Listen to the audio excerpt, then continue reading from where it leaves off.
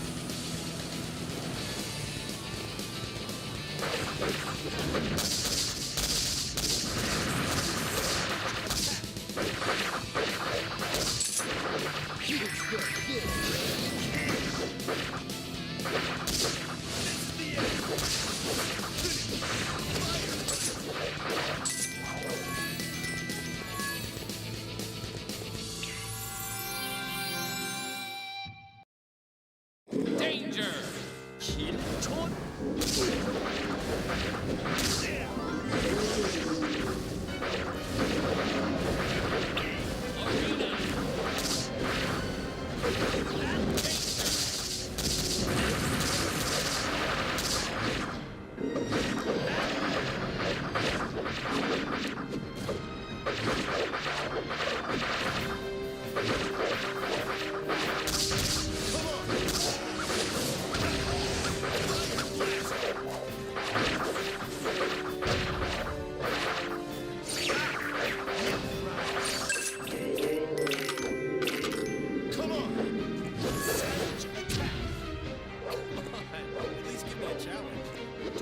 Still want to challenge this body?